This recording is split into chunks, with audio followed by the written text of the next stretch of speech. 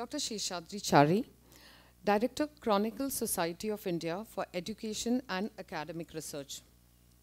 Dr. Chari is an alumnus of Mumbai Vidyapeeth, then it was Mumbai University. He did his BCom, LLB, and MA from here. He is the governor's nominee in the Managing Council of Mumbai University. His PhD thesis is on regional dynamics of Indo-Pacific region and implications of China's influence in India's extended neighborhood. Dr. Chari was engaged as a consultant on governance, UNDP, posted in Southern Sudan 2006 to 2009, where he worked on projects such as capacity building of political parties, constitution drafting, facilitation of participation of women in post-conflict, democratic setup and conflict resolutions in Southern Sudan. Request Dr. Chari to kindly address the gathering.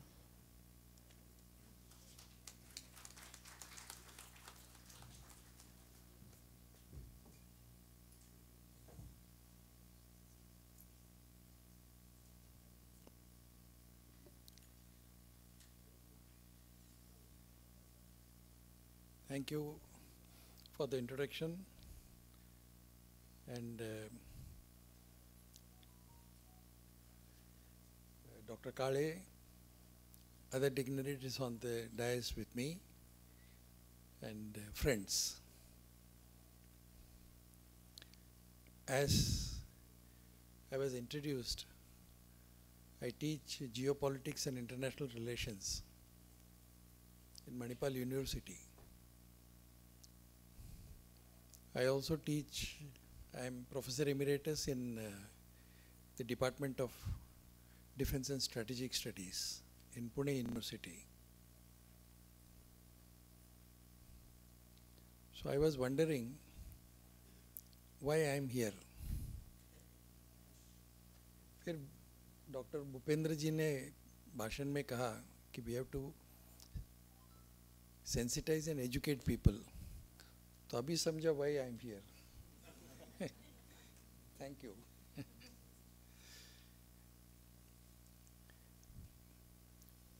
वो हमारे राजीव जी ने और प्रवीण जी ने कहा कि doctor शरद काळे के भाषण के बाद बोलने के लिए कुछ है ही नहीं. मुझे लगता है डॉक्टर शरद काळे के भाषण के बाद ही मुझे बोलने के लिए कुछ मिला है. So I should thank him for what he has done. और एक I know I am among experts on the subject which we are discussing today, bioenzyme, sustainability, bioenzyme.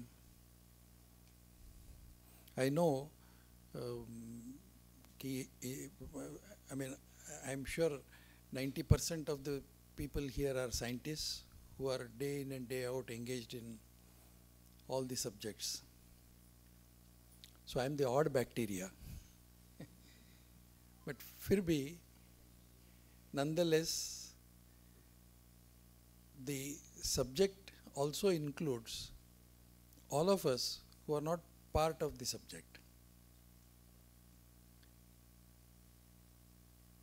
क्योंकि what we are discussing is not only bioenzyme but also sustainability. And we know that India is now the president of G20. Till November end we will be presiding over, we will be the president. September there is going to be a very big event, summit. And then we will hand over our presidency to Brazil. And after Brazil, South Africa will become the president.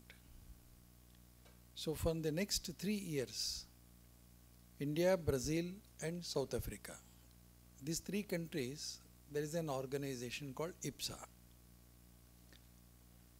IBSA. So besides BRICS, these 3 countries are part of BRICS also. BRICS contains 2 more countries, Russia and China. So the difference between BRICS and IBSA is that IBSA represents 3 continents. And IPSA represents 3 democracies. And IPSA represents 3 emerging economies. So for the next 3 years, G20 presidency will be with IPSA countries. And G20 is also important because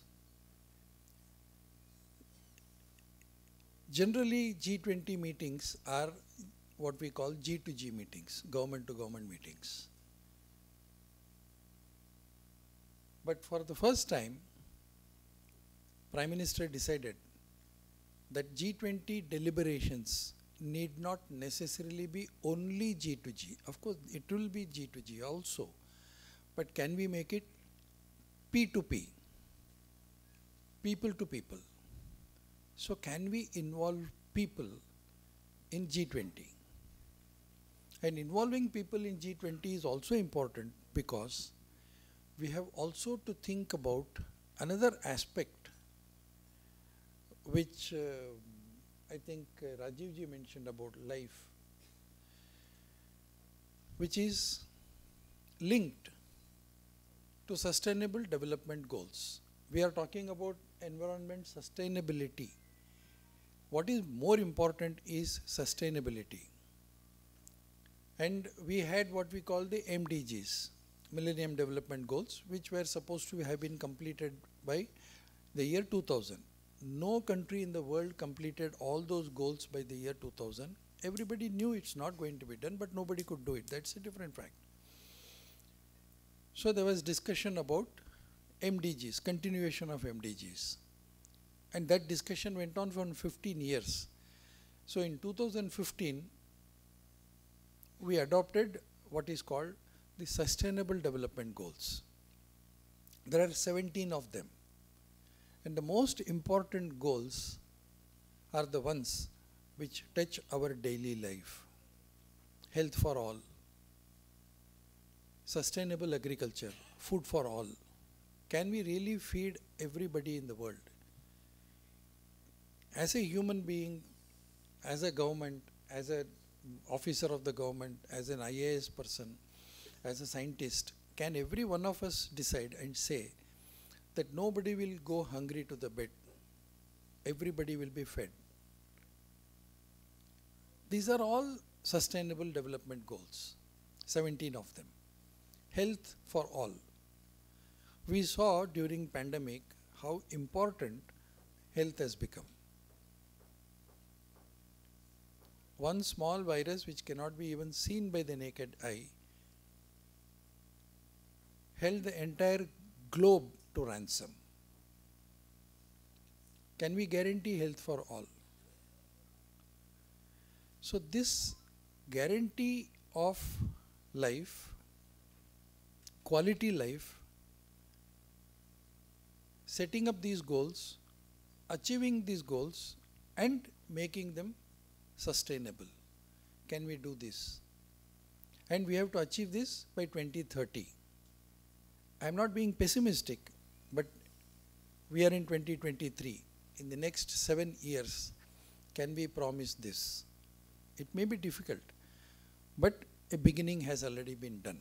And that is the emphasis of India's presidency as far as G20 is concerned, India's presidency as far as SDGs are concerned, and India's presidency as far as regional and global, multilateral and bilateral organizations are concerned.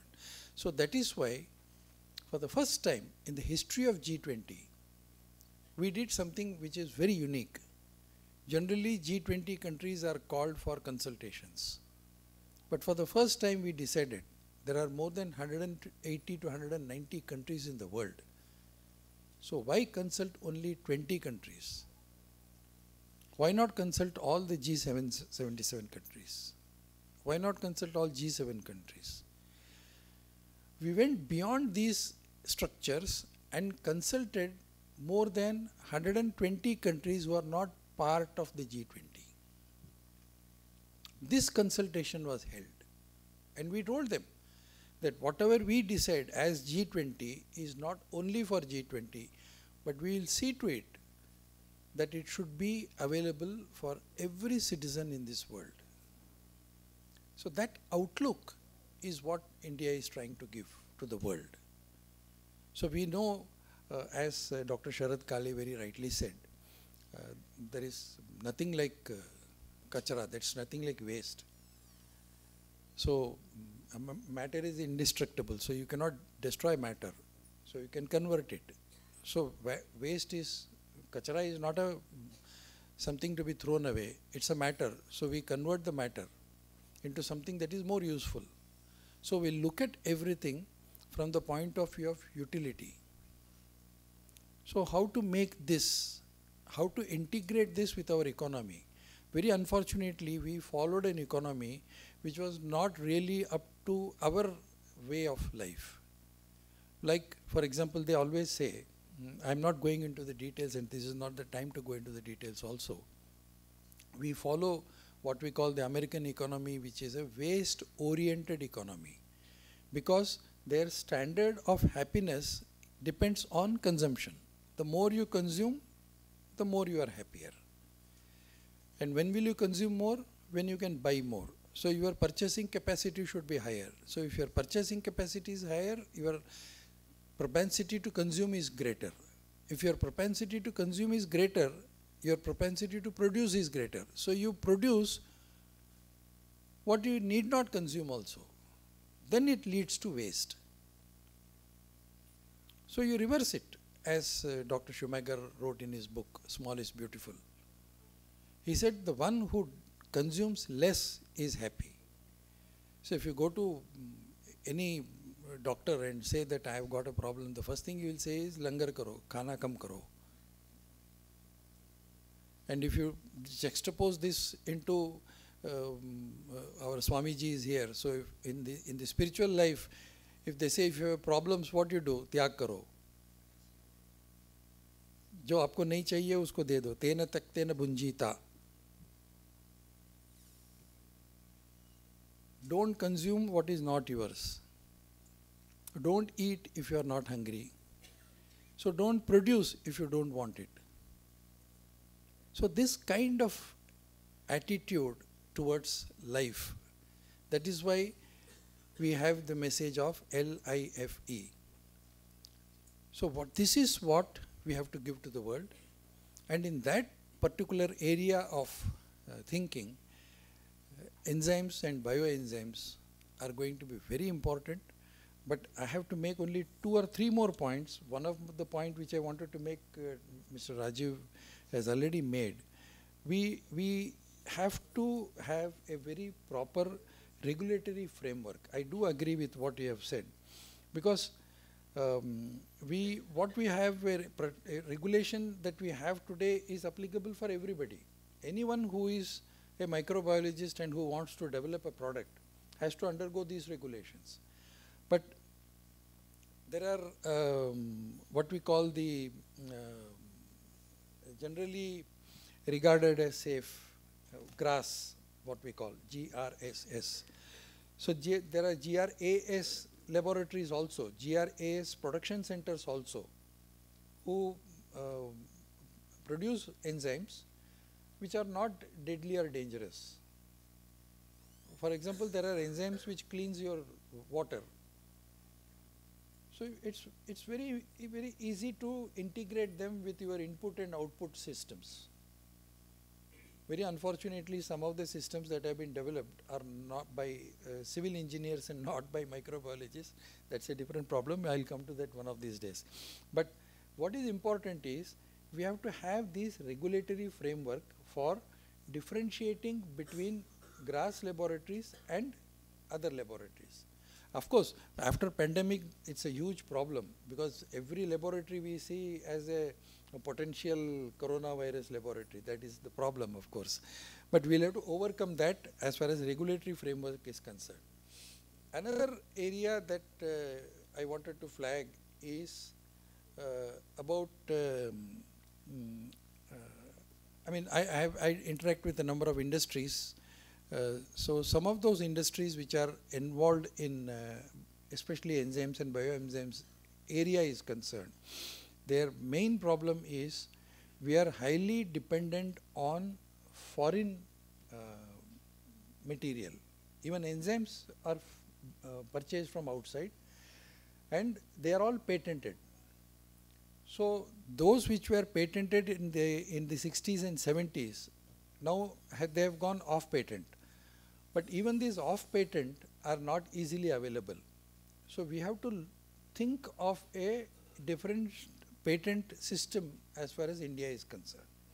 And as far as these products are concerned also, we will have to probably look into our import substitution methodologies and other listings which we have made.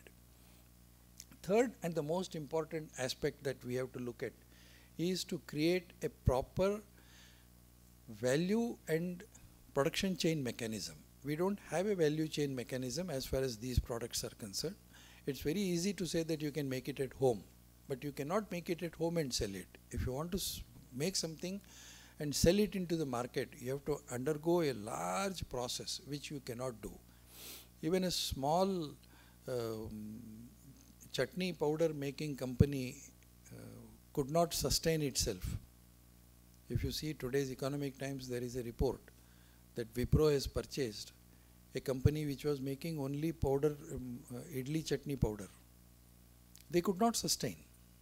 Why do you need a huge multinational corporation to buy even that product? Because you cannot economically make it at home, you cannot sell because you don't have a system. This is what our farmers are also suffering. It's not that we cannot produce compost, but how to distribute, how to sell is the question. So these three things we will have to look into as far as this regulatory framework is concerned. And the most important element which is, I think Dr. Kale mentioned was about the carbon credit system. That is going to be a huge issue in the coming days, coming years. Today we are not very serious about it, but time will come when if you want to export a bioenzyme, you will have to get carbon credit from some Swiss company or some French company or some Italian company, otherwise you cannot sell. That is what is going to come.